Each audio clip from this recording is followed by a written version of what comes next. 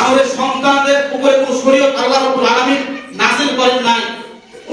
এই আমাদের প্রজন্মের ভিতরে যদি বানরের সন্তান এটা যদি প্রমাণ তারা করতে পারে, অথবা তাদের মাথায় ঢুকিয়ে দিয়ে এই থিওরি যদি মাথায় লালন করে সন্তানেরা, তাহলে তারা একদিন চিন্তা করবে যে বানরের উপর তো শরীয়ত কায়েম হয় নাই, তাহলে আমরা কেন সালাত আদায় করবো, আমরা কেন রোজা রাখবো, আমরা কেন মানে একটা নেককারজনক বিষয় আমাদের সন্তানদের মাথায় ঢুকিয়ে দেওয়া হচ্ছে।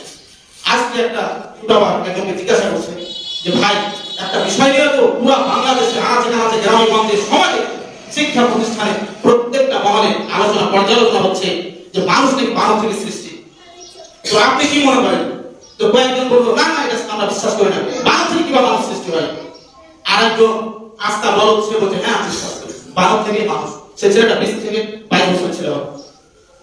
তাহলে দেখেন তাদের চিন্তাধারা কতটুকু পর্যন্ত তারা এগিয়েছে। একটু করে ঠিক করে দেখে দেখি নড়ে চড়ে বসে দেখি ইসলাম এবং মুসলমান তাওহীদপন্থী কয়জন আছে।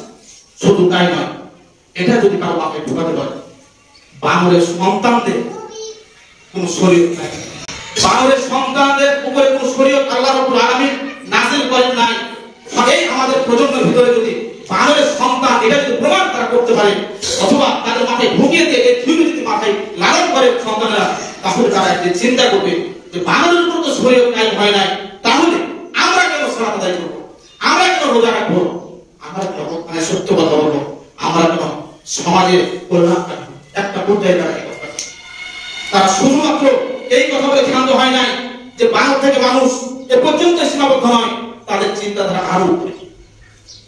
যদি বানর সবাই জেনে যায় যে আমরা বানর থেকে এসেছি, তখন কেউ আল্লাহ তা সত্য করবে, কারণ আল্লাহ রাব্বুল আলামিন বানরের উপরে কোন শরীয়ত আইন নাই, সে একটা প্রাণ জন্তু।